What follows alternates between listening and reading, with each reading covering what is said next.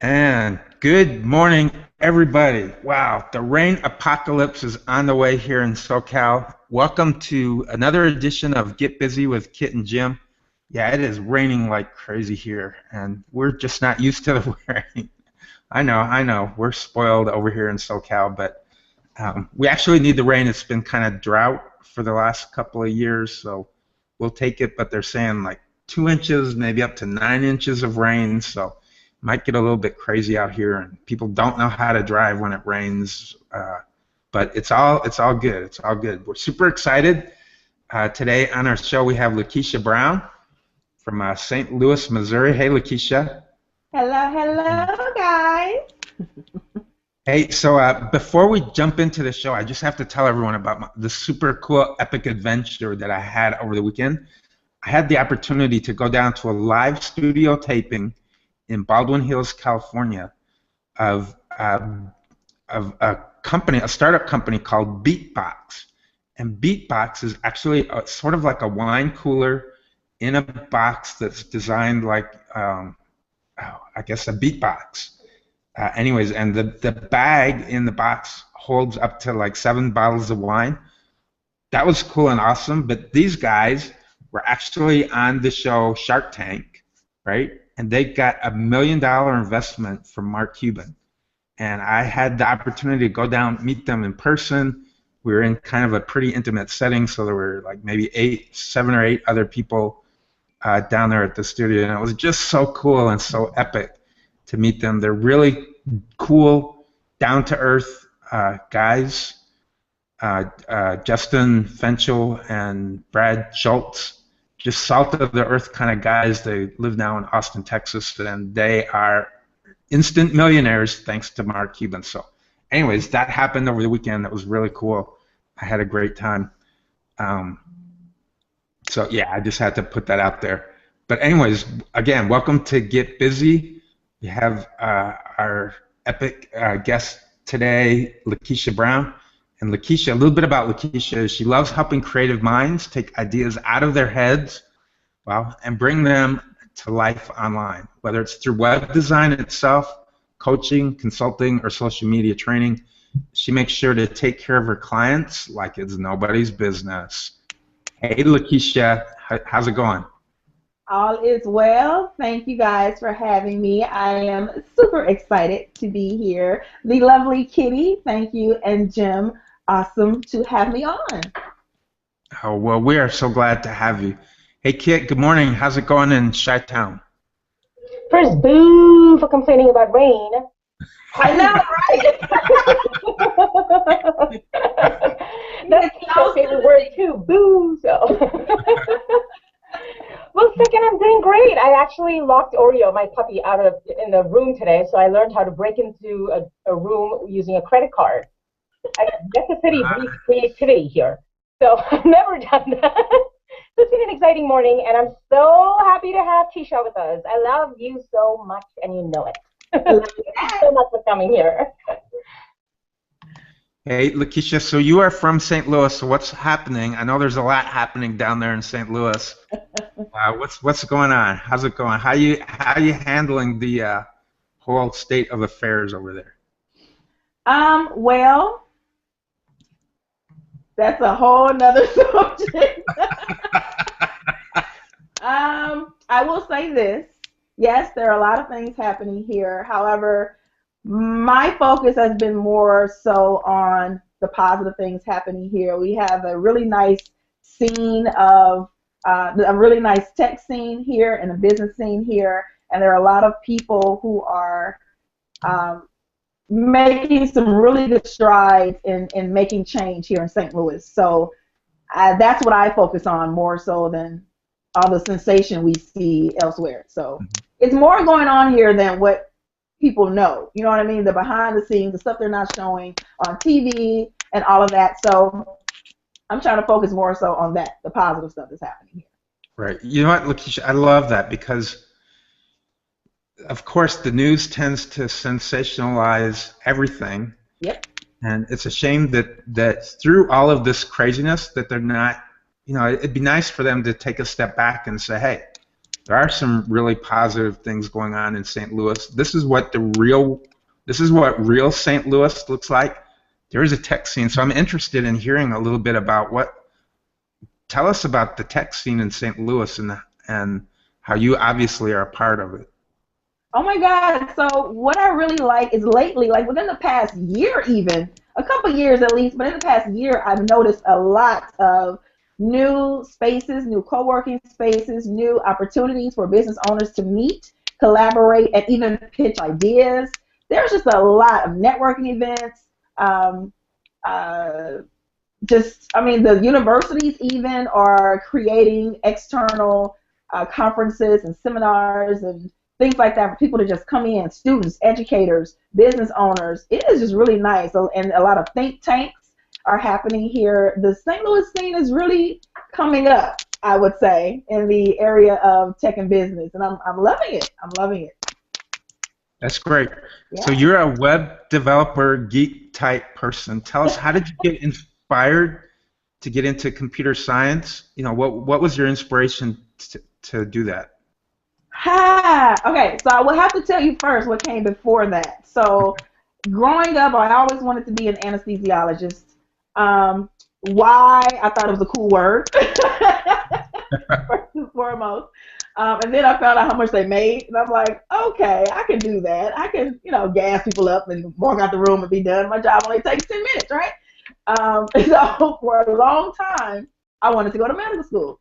But then somehow, I don't know what happened, in high school, I realized I don't have the patience to like go to school for another 11 or 8 years and then residency and whatever else I had to do. And I'm like, nah, that's too much. So the next best thing for me at the time, because I was always interested in math and science and all that good stuff, was engineering. So I went to Mizzou. Yay, Mizzou! I went to Mizzou for computer engineering and did not like all the hardware stuff. And so the next evolution for me from there was to look into the software side and understand how I can get into, maintain that field, but get into more of the software. Online was really starting to boom that time. I don't know if you guys remember this. Remember GeoCities and I think it was Tripod or something like that, those basic old 1990s style websites. Well, I started playing around with that back when I was at Mizzou, and I started to like it. I taught myself HTML. I taught myself all things web at the time and started playing around with websites and started building them for my church and the local communities, nonprofit organizations, just to get my hands wet and see if I really liked it. And I did. And so I started off from there. I was more so interested in the web and the online space of web design versus the engineering side of things, systems and hardware, and none of that interested me. So that's how I got into the computer science / web space around that time frame. It was 1999, I think. Oh my God, it seems so long ago. Hey, I have to ask you guys a question. Are you guys hearing a weird clicking noise? Yeah, I am. Oh, okay. But it's not really, not too loud, but I'm hearing a clicking sound, yes. Oh, that's weird. I wonder where that's coming from. Okay, well, there's always something. All right, welcome to Google Plus Hangouts, where normally it's great, but you know what? There's always something going on. So, okay. What were some of the challenges, I guess, Lakesha, that you experienced as you were getting into computer science and tech, and being, number one, being a female, but even being an African American in tech, right? It's not an easy road to go. So tell us maybe about some of the challenges that you've had, as you got into the field. Well, maybe they were. Maybe I just didn't see a lot of challenges. I will tell you that I didn't see. I think I just went about my business and did what I did. I do not believe, and I'm so fortunate to say this, I don't believe that I ran across challenges in tech, even with jobs I've had. I started out, at a major telecommunications company, working in the web design, web services area, and yes, Most of the time, I was the only black female. A lot of times, I was only female in general, and I thrived on it. I learned a lot, so I didn't see challenges. I saw opportunities. You know what I mean? I can't put it any other way as that I never felt like I was held back for any reason. If I was, I didn't know about it. I didn't feel like that I struggled in the industry at all, and haven't actually to this date. I do know that I'm working a lot, especially here in St. Louis, back to St. Louis again, because there is a huge community that is working to help our youth and coming up in STEM and some of the more tech areas, and I love that. So, I'm looking in those fields and helping other females, even young black teens, male or female, come up into the tech and science area to get more of us in the crew. But again, I don't think I didn't see challenges, honestly. I didn't. Yeah, you know what? Awesome. What a great mindset, Lakesha. That's really cool. There's a lot of talk, especially being out here in California, kind of sort of close to Silicon Valley. There's a lot of discussion about, hey, Silicon Valley, you guys need to have more diversity.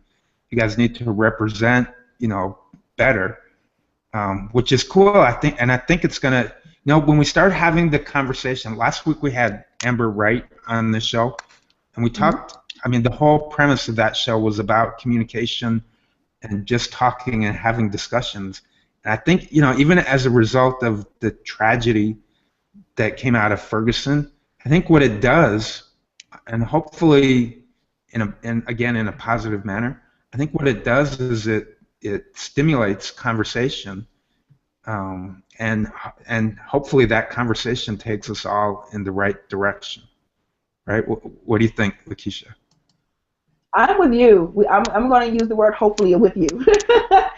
Hopefully, on a national level, our communication with, between each other, between those who are in authority or the powers that be and those who are not, communication between educators and students, between business owners and just, consumers. I hope it opens the floodgates for all types of communication. I really do. And that's what we need. I don't think we can go any further without it. Right. Yeah. Awesome. So, okay. So back on track. What persuaded you to become an entrepreneur? What made you want to step out into the chilly waters of entrepreneurship and kind of head out in that direction?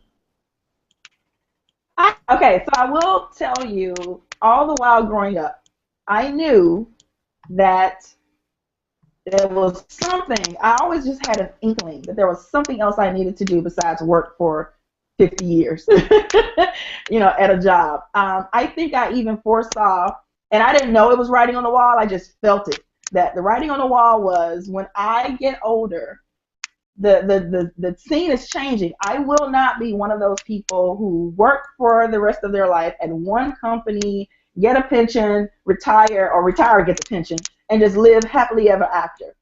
Somehow I knew that wasn't going to work for me. So even in high school and starting at Mizzou as a freshman, I started boom, boom, boom. What can I get into that's going to help me make some extra money? When I get a job, how can I've always had something on the side, always.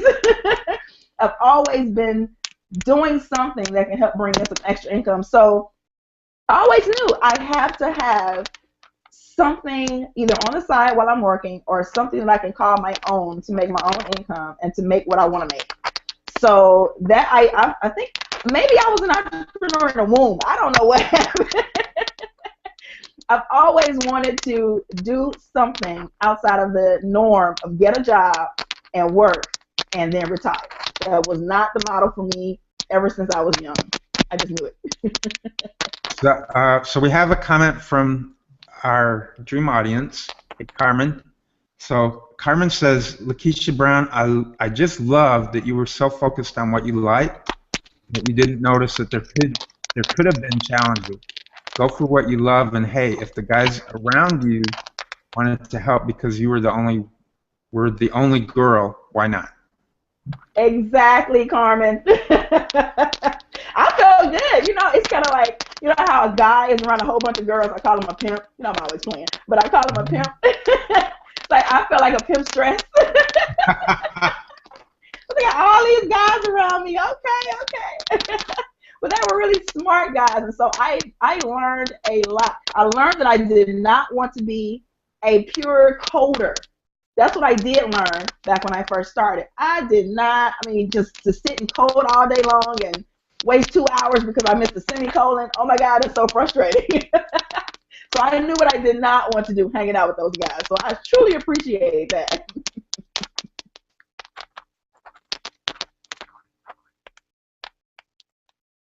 What do you think? What do you think? Well, you know what? I'm going to cut to Kit. Hey, Kit. Hi. What you got over there? I'm just laughing out loud. But one of my favorite quotes says, obstacles are those frightful things you see when you take your eyes off your goal. Henry Ford. That's one of my all-time favorite quotes. So when she was talking about how she never saw any obstacles, how are you so positive, honey? You know, I've interacted with you for a while, and I'm like, oh my God, I see obstacles everywhere, and she's always so happy and always so helpful. I mean, she has a group on Facebook called Rebelpreneurs, and it is like my favorite group on Facebook because there's so much personality that she infuses into everything she does, and you can see that she's not even trying. I'm like, I would hate her if she wasn't so sweet. You know, so how do you, like, when you wake up in the morning, do you have like a routine or something that, you know, sets your mindset for the day, like something that you tell yourself, or now how do you make being positive such a natural thing for you? How did it happen? I mean, or did it happen in the womb too? Yeah, I think that may have been in the womb too. No, wait, I'll tell you this. Speaking of Oreo, you know, I can't forget your child's name because in the womb, my mom ate Oreos all the time. Hence how I got this beautiful color, right? and so I think that's what makes me happy because now I'm an Oreo queen. So there you go. So what would you say to people who say Oreos are overrated? Oh my God, they are booted. How dare you? That is blasphemy. It's pure blasphemy. But no, to answer your question, I do have a routine actually, and it's just something I do every day because I want to stay focused. I have so many goals and things I want to do in my lifetime, so I can't dilly-dally, right? But I think what happens is, so when I wake up in the morning, I'll give it to you briefly. When I wake up in the morning, before I roll out of bed, before like most people pick up their phones and all this type of stuff, I do a create my day exercise. Let's call it that. I'll do a create my day exercise where I'll think about, okay, today, not just all the things I have to do, but how do I want to feel? And even when there are times, and there have been many, you know, not to say you may see me happy all the time. That's because I do a lot of inner work. You know, and so when I'm in the space of other people, that's what they see. So I'm not a drain on other people. I am not, you know, woe is me and I, you know, feel pity for me. That's not how I am around other people. If I need to do some work because I'm feeling in a space that I don't want to be in, then you won't see me. You know what I mean? I'll be off doing my thing, recovering or whatever I need to do to get myself back to me 100%. So when you do see me, I can be this. I can be happy Keisha. I can be inspiring Keisha, right? So my routine is, how do I want to feel today? Do I have any meetings today? And if so, how do I want to bring myself to that meeting? So it's a lot of thought that go into how I present myself for that day. I even have on my wall this portrait I got at Target, and it was perfect. It starts off with I am. So it's an I am statement. It's a bunch of words, right? And I don't know, maybe like 30 words or so. And it starts with original, generous, kind, clever, and goes all the way down the list. But I don't just read those words, right? When I come into my office, I'll say a word, and then I'll go back and think, well, how am I original? How am I generous? How am I kind? How am I determined? And I actually think about that so I can embody each one of those words and not just calling them out. So that's something I think that goes into my day that helps me prepare to be in the space of other people and bring that energy to them. That's amazing. Actually, that's Can I steal that idea? Please, anybody, please steal it. If everybody created their day like that, I think we'll be much better off with each other. You know, I'm reading this amazing book. It's called The Art of Work by Jeff Goins. He's one of my favorite writers. And he kind of like an advanced preview for the book. And he says something that really resonated with me. He says that your calling is not it's not what you do, it's who you are. It's not a destination, it's a journey. And it's not something that just offers a salary, it's something that offers meaning. So, you know, when you were talking, I think that totally epitomizes you. So I have to read that book. yeah, for sure. You know, it's an advanced copy, so I have to he wanted a few of his fans to kind of send him like a 2 to 3 sentence testimonial. So I was like, you know, he's a really good writer. But yeah, if it comes on the market, you know, I think you would really love that book.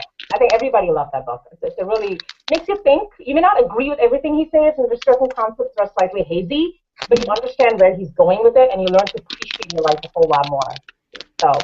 Yeah. Love it. Love it. Over to you, Jim. Sorry, I took up a lot of your time. Oh, no, that's all right. Monopolize. I'm a little bit distracted by this stupid scratching noise that's going on. I don't hear anything. Is it just... I think oh, good. Well, if you don't hear anything, that's good. Then maybe it's just through my speaker system, which is cool. So, okay. So, Lakesha, I don't think there's any better time than right now for people to get into the entrepreneurial space, right? So what advice do you have for somebody who may be kind of thinking about it, but they're stuck in a rut and they don't know how to get out of the rut? What would you tell them to do to kind of get out of that space and get into the right space to move on in the right direction, whether it's doing your own business or just taking your personal life and your career to the next level? Okay, so first and foremost, because this is not what I did when I started, I was in a silo. You are not alone. Repeat after me. You are not alone. So the first thing I advise is for you to get a mentor, a coach, a friend. Not just any friend, though. I mean, you got to pick someone who can help you further along your goals and what you're trying to do. Even talk through ideas with, whether that's a colleague, a peer, somebody that can help you get from point A to point B. It's all about taking the next step that you can see, right? Whatever is the next visible thing for you, whether it's a phone call, how can you mentor people? I'll give you a tip, guys. Check this out. So on LinkedIn, if you are a business owner, a professional, or a what do we call it, a parallelpreneur, or whatever you want to call it, you need to be on LinkedIn. Here's why. You can find mentors. You can reach out to people doing what you do, ask for advice, provide your expertise, and believe me, whatever you're doing, you know something more than somebody else. That's your expertise. I don't care if it's one little bit more than someone else. That's your expertise. I had a problem with that a long time. For instance, I would think, oh my God, I don't know everything. I don't know as much as so-and-so knows, someone who I look up to. How can I even create a business when I don't know so much, right? Well, what one of my mentors told me a long time ago, which I still think about to this day, is you know one thing more than somebody else. All of us do. Right? So if you are creating a business or you have an idea for a business, know that you have what it takes already. So don't question that part, just question the strategy and then get someone to help you with that strategy. So yes, you have whatever it is. You can always hone your skills. You can always, do, as we all should, continue our education in our craft, in our industry, but just get somebody. I don't care who it is. Start with LinkedIn. If you can't afford a coach right now, start with LinkedIn. Reach out to someone who's doing what you do, someone you checked out and like what they're doing, and just send them a note and say, hey, I like what you're doing online. I've watched what you have. I love what you're doing. Is there any way we can connect further? And don't say pick your brain. Please, people hate that. Please don't say that. Say something along the lines of, can we meet and discuss how you got to where you are. I would love to kind of know your strategy and process. I'm looking to do something similar, and just give them a little bit of information about you as far as how, what you're looking to do. So many people, myself included, have gotten mentors that in that way, and you would not believe how many people are so generous with their time to say, yes, I'll get on the phone with you for about 30 minutes or so. Those conversations end up in an hour or 2 hours, and you've just gotten so much value from this person. So do not be afraid to ask for help. If anything else, if you don't take anything else from this hangout, do not be afraid to ask for help. Been there, done that. I probably could have been Bill Gates or somebody by now if I had asked a long time ago. Love that, Lakesha. And you know what? It's a two-way street, too, because I'm sure that the person that you've connected with and who is mentoring you, I'm sure you're offering just as much or maybe even more, do you know what I mean, than they are. So it's really it turns into a two-way street where you're both getting value, right? Exactly. And I've gotten that feedback from before too. From them, it's like, I'm so glad we connected. I'm so glad, you reached out to me. And even to this day, those relationships are still in place a lot of times. You know what I mean? So it just behooves you to reach out to somebody who you feel can help you along the way, and vice versa. Hey, so I love the Uncommon Chick Media. So tell us about how that all came together. How did that come to fruition? What was your inspiration to head in that direction? And where did the name for that site come from? Uncommon Chick. Okay, so back in 2011, I was in the way of starting a blog, and I had one of my besties, and she is the cubicle chick, and I loved her name. I was like, I want to be a chick. And as we were brainstorming names into how, what I can start my blog with and what community I want to build, it came back to, well, who am I? And what am I known for? It started off as one of those just blogs, just a lifestyle blog. And so as I was growing up, I would be called the weird one, the odd one, and in a manner of what I was thinking and how I thought. Sometimes my thoughts were different from my friends, and so I would be the one who would give a different perspective on things. And they came to me for that, even when I was younger. So I was like, okay, well, I'm not the normal one in the crowd, I'm not necessarily all the oddball out, because they always wanted me in the in the friend group, but I was always the weird one. So I didn't want to be the weird chick. I didn't like that name. So let's go with, I was thinking abnormal, or what other names did I come up with? And I was thinking uncommon. Hey, I like that, Uncommon Chick. And so Danielle and I brainstormed, and we came up with Uncommon Chick, and it just rolls off the tongue, doesn't it? Uncommon Chick. So that's where the Uncommon Chick blog started. And then from there, it's just everything that I do, every venture that I have is going to roll under Uncommon Chick Media. I mean, that's my brand. So from now on, because I have a lot of stuff in the pipeline I want to do, so slowly but surely I'll be adding new ventures, new subsidiaries, and all that stuff under Uncommon Chick Media. And media, because hey, that's the space I'm in. I help people get their digital strategies and digital lives together. So Uncommon Chick Media sounded like the next way to go. Hashtag get your digital life together. Hey, Kit, I'm going to kick it over to you. Questions, comments? No, I will. I think it totally suits who you are. I think it communicates, because I was just reading this really interesting article on entrepreneur.com, and it was about how brand names have to communicate more than just what you do. They have to communicate who you are as a person. I think Uncommon kind of defines you, like, from top to bottom. So I think it's a perfect name. And, I mean, okay, so tell us about, okay, let me put it this way. How do you define creativity? I've always wanted to ask you that question, and I reserved it for the show. Okay. How do you define creativity?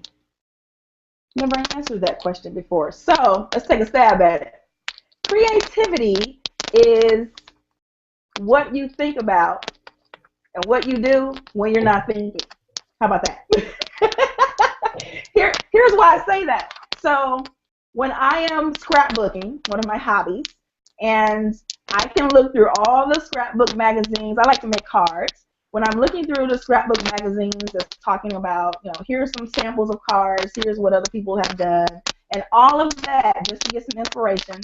What happens is when I close those books and take a moment to think about what it is I want to create, then the juices start flowing. I really get some inspiration from those other cards and things like that, but it's when I close the book, when I'm not thinking about everything else that's going on, when I'm not thinking about I need my card to look like this card exactly, that's when I think the creativity comes in. So that's why I say that and answer it in that fashion. I think is what comes out when we're not thinking about everything else. When we have the space to really just be, that's when our creativity juices start flowing. Our creative juices start flowing.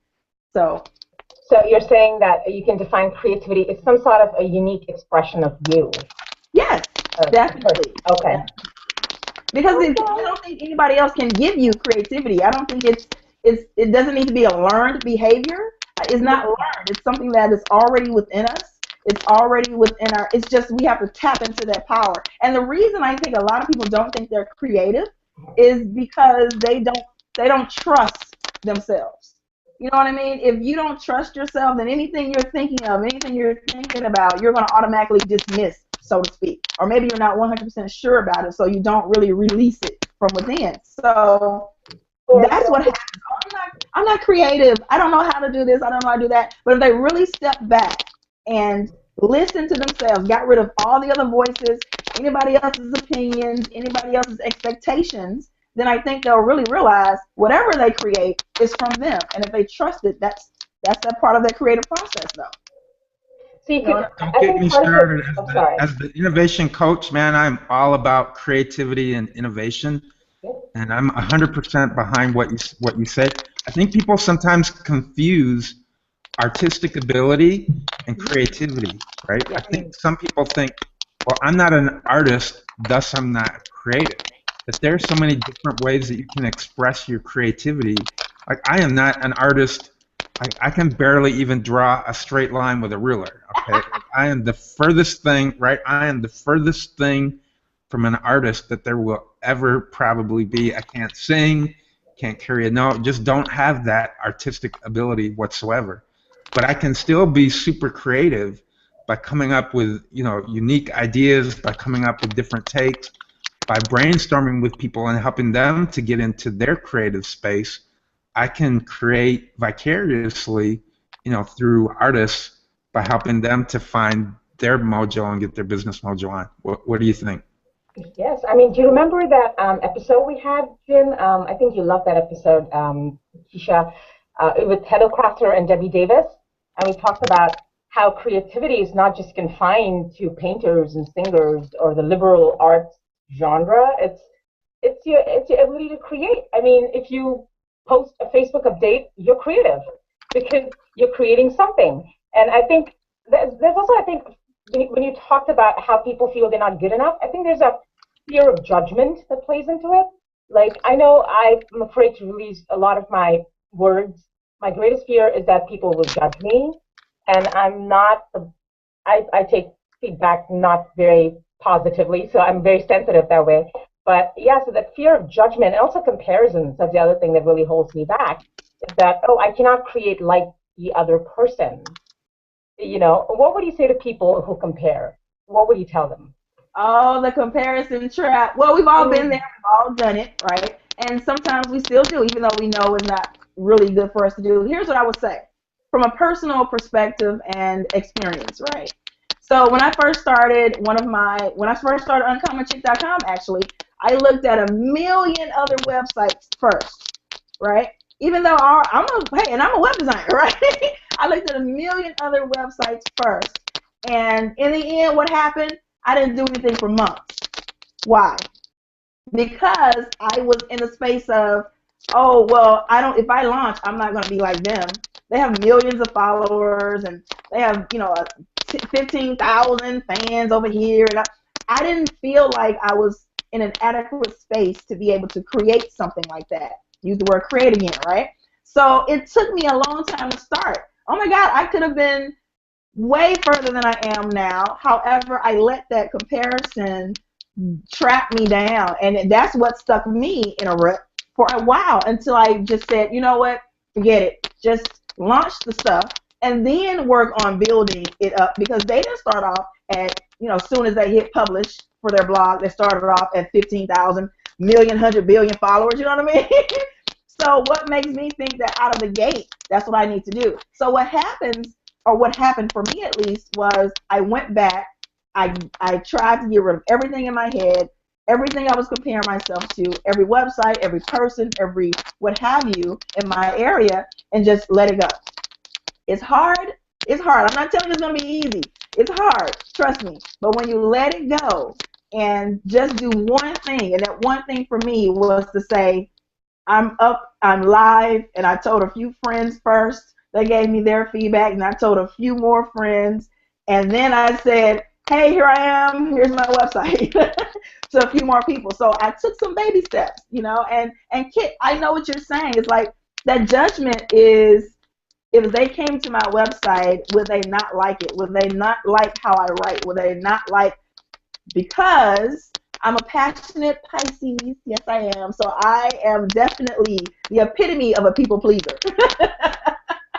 The epitome of it. And so I have to check myself a lot of times, because I know I want to please everybody, and I know I can't do that. I know inherently I can't do that. But somehow up here and in my heart, they mix it up. And one wants to please and the other one is like, no, you can't do that. And they have an internal fight happening.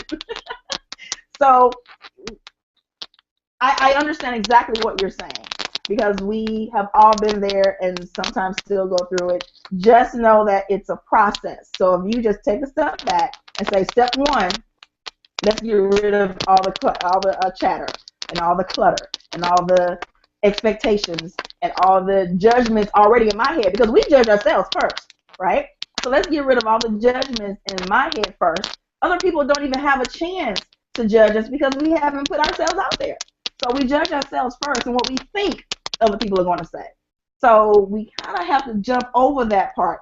Not to say it's going to go away, but let's jump over it a little bit. Take one little step at a time. Then take the next step. And then the next step, until you become more comfortable and confident. Confidence comes from action. I've learned that from many of my mentors and coaches and my own personal experience. Confidence comes from action. You don't get confidence first and then go out and act. Some people can. I was not one of them. I have to do stuff first before I become confident fully in what I'm doing. So maybe that's another tip too for somebody, is don't wait until you're confident about something 100%. That's never going to happen. I think even established writers, I was reading this article, I think it was Stephen King, and he said even today he's scared of putting out his words. And I'm like, why are you scared? You're like the author of tons and tons of bestsellers. But that fear never goes away. I think what you're trying to say is how you deal with that fear, how you respond to that fear, how you react to that fear is what makes the difference between somebody who really lives, their dream life and somebody who just dreams. I'm still in the just dreams part, so I'm trying to cross over that bridge. But my husband always tells me this. He says, stop worrying about what other people think of you. They really don't think of you as much as you think. Exactly. They don't. Really. Like, they have their own lives. You're not the center of attention, so get over yourself. That's not his way.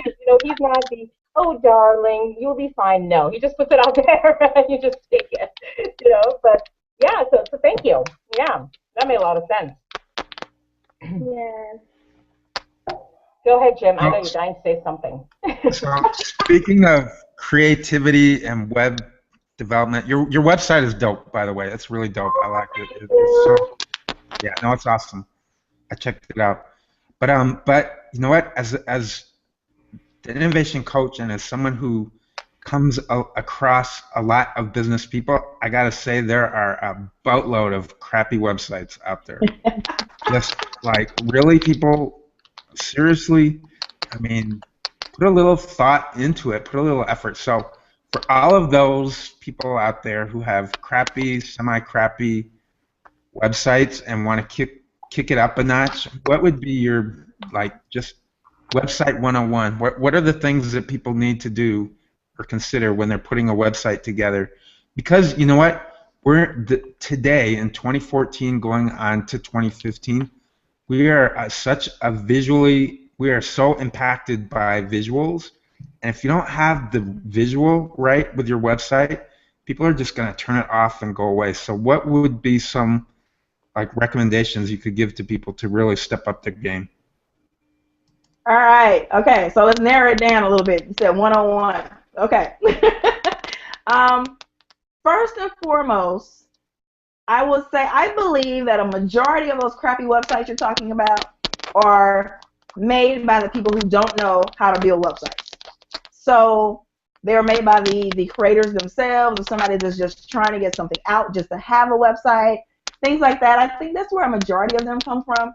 So to those people, I will say, excuse me, there is a website, and it is called Peak User Testing, P-E-E-K, Peak User Testing. That is an excellent tool, and it's free. Just pop your URL into on their site, and they will get someone to give you a 5-minute review of your website. It is awesome, okay?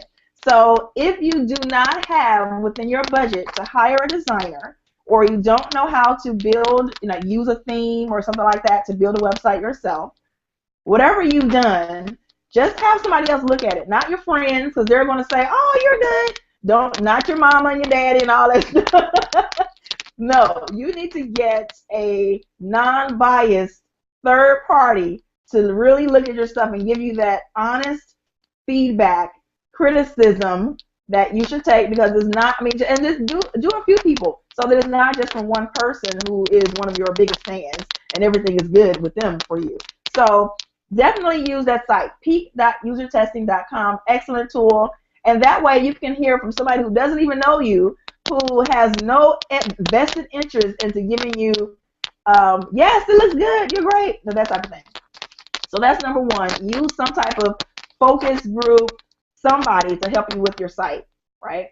Number two, take whatever advice you've given and mix with your own intuition, and you're going to have to either make an investment to make it better, or you're just going to be left out there with no visitors, because yes, as Jim said, we do turn around. I can't tell you how many sites I go to. I don't care how good your content is.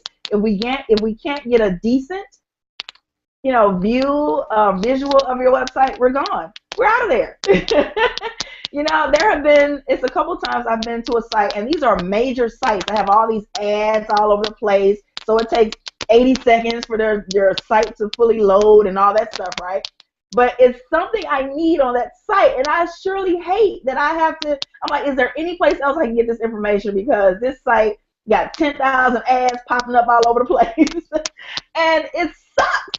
So you do not want to be one of those sucky people where people can't get to your site, it can't load fast enough, it doesn't look well organized even, then your people are out of there. So I don't care what else you do, the first thing is to help someone help you with the visuals. Get someone to help you with the visuals. That's first and foremost. So even if it's just to make an investment, even if you have to barter with somebody, that's what you're going to have to do. No ifs, ands, or buts about it. Quit trying to be a cheapskate or a scapegoat. Or get around it somehow. It's not going to happen. You're going to have to do something to get it better.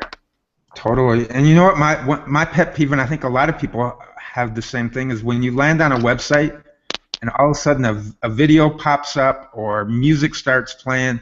I'm like, no, why? People still do that? They still have music playing on their website? Yeah, they do.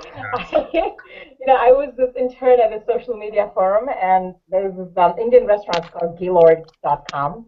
I think they took out the music now, but it was Oh, annoying. I mean, you used to go and go, "Da, da, da." I'm like, oh my God. It's a good thing they had a good reputation already, so they still attracted customers, but if you're just starting out, no music, please. Guys, it's like so 90s and early 2000s. Maybe a welcome message if you want, but not the instrumental music that really serves no purpose. Nothing that plays automatically, please. Right. Yes. Nothing. I agree. Nothing that plays automatically. Okay.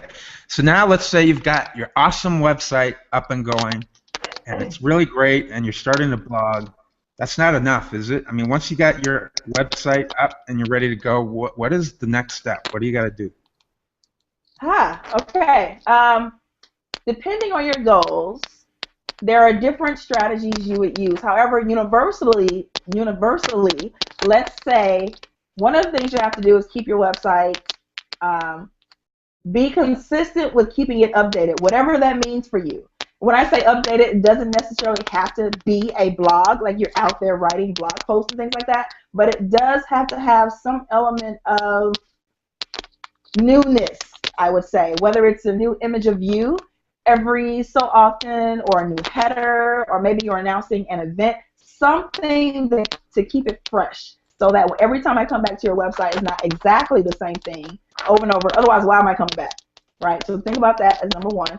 Number two, in today's world, it's not just about having that website. Nobody knows that you're there unless you tell people, right? So your next step is traffic generation, and a lot of that, if you're an online media or coach, consultant, or service-based industry, is going to be offline networking or online social networking. Those are your two options. Now, you get into some paid stuff, but we don't have time to talk about all that today. But yeah, so you're going to do some offline stuff and some online stuff, and depending on what you're doing and who you are and how, where your strengths are, then you'll know where to start. If you're that master networker, then hey, get to join in the chambers and going out to networking events and all that good stuff. But if you are more of an online person who can really use social media to your advantage, then that's what you do. So it's going to have to start with keeping it updated, but keeping a reason, getting a reason where people even come back to your site. That's where your content comes in.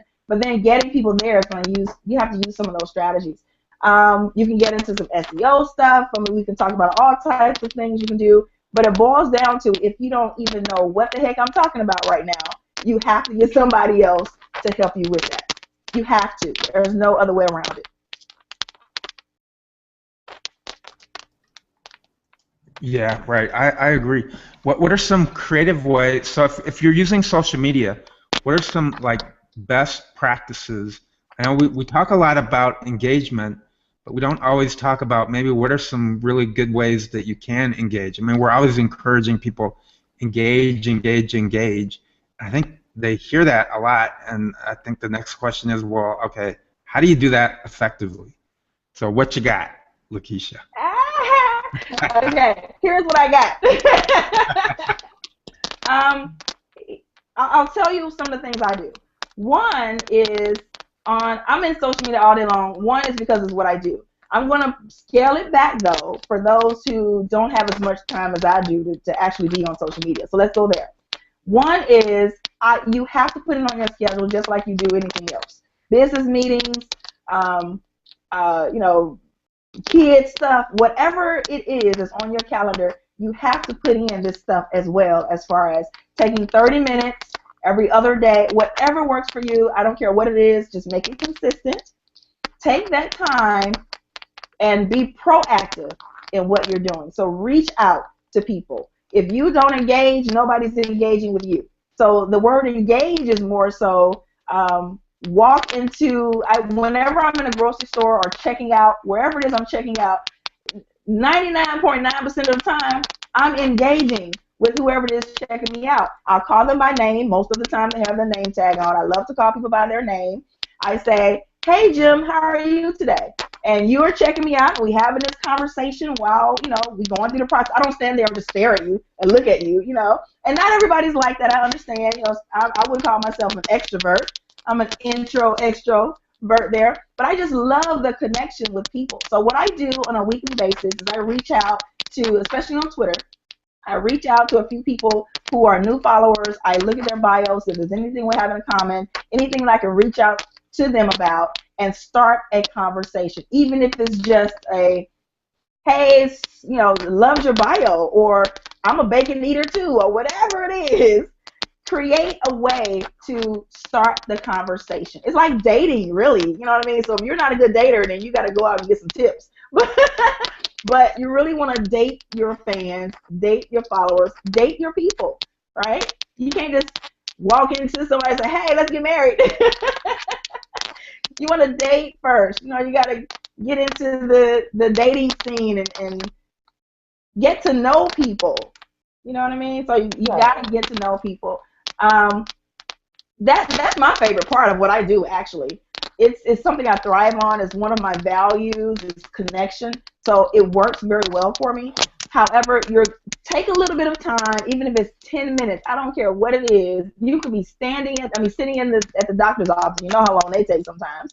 Sitting at the doctor's office and you send a tweet to somebody. As simple as that. I think a lot of times we make it hard, especially starting when we start a business or beginner entrepreneurs. We make it so hard. It's like, oh my God, I can't do all of this and it's too much. Yes, it is, but that means take it down, know what your goals are, stay focused, right? And start one strategy at a time. Do not try to be everywhere. Do not try to be on every network. Do not try to do everything at once. Master a few key things first, and then go from there. That's the best advice I can give. Love it. That's great advice, because like I said, we're always talking about engagement, but then it's like, okay, how do I really do that and do it effectively and not spam? Because you know what? I don't understand. Okay, I'm going to rant here for a minute, but I don't understand how we're almost in the year 2015 and people just think that, oh yeah, I'll go spam. Like I got some freaking spam on my LinkedIn by American Express, you know, in my inbox. I'm like, dude, how do you think that's even going to entice me to want to even think about you? Because I mean, these days it seems like all we want to do is just run as fast as we can away from spam. And I don't know how people even think that that's effective and that it works. I'm with you. I have no answer to that at all. I have no idea how people think that works. You know what, Jim? I have to mention this too. I have to say this. So everybody that's listening, listen to me, put down whatever it is you have, and listen up for a second. Okay, you ready?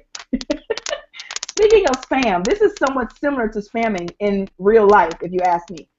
When you are at a networking event or anywhere where you are doing some connection related types of things and you have your business cards with you, please, please, please do not push your business cards into people's faces while you are talking to them or briefly running by them or what have you. I think that is one of the worst networking tips anybody can give. That's like old school 90s style where you just push your business cards on people. For one, you're wasting trees because all I'm going to do is throw it away. And two, nobody knows anything about you. Why do I have your business card? Why are you pushing it? And it irks me. I have this, you know, my face is like, when people do that to me, and I just want to say, no, boo, I'm going to need you to take that back. Tell me who you are first. Give me something interesting about you. You know, do people actually do that now? Even today? Oh, okay. Well, I mean, I don't say it like that, but I'll say, when they give me that card, here's what I do. They'll give me that card. I won't even look at it. I'll put it down to my side, and I say, tell me something interesting about you, to get them to, you know, talk to me first, not just push a card in my face. You walk up to somebody, give them a card. What the heck is that? You know what I mean? So I'll put the card down. I don't even look at it. So hopefully that gives them a little hint that maybe this is not what you should do. And then if and only if I am interested, I'll look at their card while they're talking. If they tell me something interesting, I'll say, okay, and then look at their card. Otherwise, it goes in the trash. Honestly, it goes in the trash. So people, just FYI, I'm telling you this now. let's change this trend of throwing cards at people. And it's just a waste of your money. You know what I mean? You done paid for these cards. You got them all looking nice. Don't just shove them in people's face. Get to know people first. Oh my God, I talk about that in every presentation I do. And let me jump on the bandwagon there with you and take it up to the next level. Yeah. Don't frickin' pitch me your product either. I don't want to hear about your product. I'm not here at this networking event to buy your product. I'm here to meet interesting people and to connect with people who are interesting. Maybe later on, when you get to know me a little bit and know what I'm about and know what I may possibly need, then perhaps we can have that conversation. But don't come all up into a networking event and just try to immediately, without even knowing me and knowing what I want, need, or desire, start pitching your stuff to me, because I don't want to hear it. Amen. and no marriage proposals unless you're George Clooney, I'm telling you. I'm using marriage proposals, I'm telling you. On Google Plus, on Facebook, so like, oh, you're so pretty, will you marry me? I'm like, are you George Clooney? Then no. Right. Yes. I think, Kit, you should say, just type back to them and say, yes, without even knowing you, what you're about, who you are, anything about your personal life, absolutely yes. And the fact that I'm married, why would I let that stop me? I mean, hey. He's dispensable. No, but you know, a lot of people, I think, especially in my country, we're still not comfortable with social media in general. So you'll see a lot of, like my family, they don't get it. You know, they don't get that. They don't get it. They don't understand that I'm having so many wonderful friends on social media. They don't realize that, you know, these connections are real. You know, they're way more real than you gossiping with your neighbor. You know, this actually benefits you and makes you happy, and they don't get it. So I think a lot of people who make these mistakes, a lot of them are misinformed, and they think that's the way you approach somebody, you know. And in my country, for example, we don't, if somebody smiles at you, if a stranger smiles at you, they'll think you're crazy. Oh my God, I will be that. You know, I'm the craziest one over there. Because I've lived here for like 13 years now, when I go back home, I just smile at random people, and they look at me like, okay, you know, what's going on? But they don't get that I'm just, you know, trying to make somebody smile. It's just a nice thing to smile at somebody and say hello. They don't get it. They think that if you're a stranger, you have to be kept at a distance. And once you are in your family circle, nobody will be more hospitable than people from my country, but strangers, nah, they're not going to respond to your smile. They're just going to look at you or make fun of you and move on. So it's also, I think, a lot of it is cultural difference, and a lot of it is personality difference. And maybe, like, I get really scared at networking events.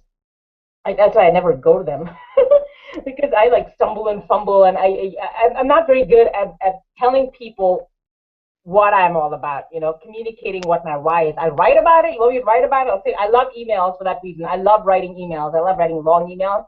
But talking to someone at a networking event, it just seems too, you know, fake to me. And I cannot like break out of that shell. So I think a lot of people make those mistakes because of fear too, you know. So I think on some level we have to be patient with others and trying to figure out why they're behaving. If they're just spammers, you can figure it out easily. I mean, they'll just keep talking about themselves, and you're like, shut up, I need a Tylenol. But if they're just people who are, they don't know how to communicate, I think I would tell people to be, you know, to be gentle with them, because you're trying to learn too. So that's just my rant.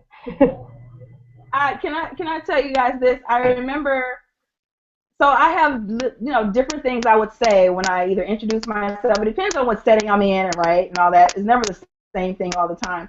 I remember the first time I was at a conference, and part of the conference was to get up and go connect with 5 different people in the room, you know, that type of thing, right? And I decided at this conference, this is a few years ago, I decided I would say something other than what everybody else was saying. So when you walk up to them, you only had a few seconds or so. So the first thing that other people would say was, I'm this, and I do this, and I do this, right? They're trying to be quick and move around the room.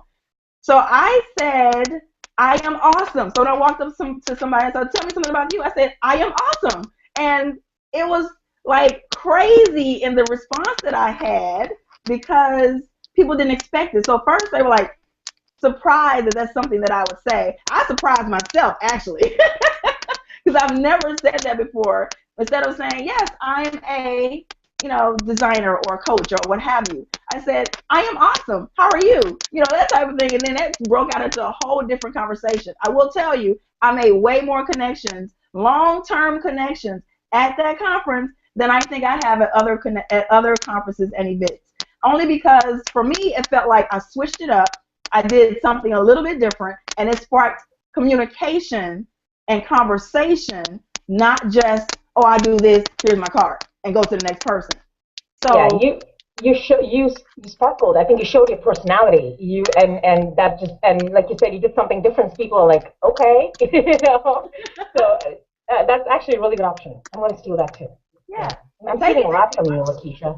Yeah, I love it. We're going to steal and plagiarize everything that Lakesha has to say today. It's not plagiarism if I give you permission, so you got it. Awesome. So we're actually at the end of the hour. Man, this hour blew by so fast. Hold on, we got a comment. Yeah, so Carmen, hey Carmen. Oh, the energy and happiness today with Lakesha Brown has been like music to my ears. Thank you so much, wonderful Get Busy family and Dream audience for this time, which definitely seemed too short. Carmen, went by so super fast. So it's me and you from now on, Carmen. We're the best. Oh, I like saying that. No, but I think the audience comments have been amazing. Everyone is just so excited about what you have to say, and yeah, I knew what I was doing when I brought you on. Well, again, another guest that we're definitely bringing back. Definitely bring back in the new year. So, any closing thoughts? Kit, we'll start with you. Any closing thoughts today as we close out this show? I'm so depressed because it's ending. We can talk for hours, right? Yeah, Carmen summed it up perfectly. So, just love you, Dream audience, and love you so much, Keisha. Thank you so much for being on our show. Really, I'll keep stalking you. So, hey, Keisha, if people want to find you, how can they reach out to you? How can they connect with you? Oh, well, first of all, thank you two guys, too, for having me here. But you guys can connect. Join the Uncommon crew. You can go to uncommonchick.com, which is the lifestyle portal. Join me over there. And if you need any assistance with your digital media, your personal branding, or a little bit on your website, or rebranding, or what have you, head on over to uncommonchickmedia.com. Would love to connect. I am Uncommon Chick everywhere.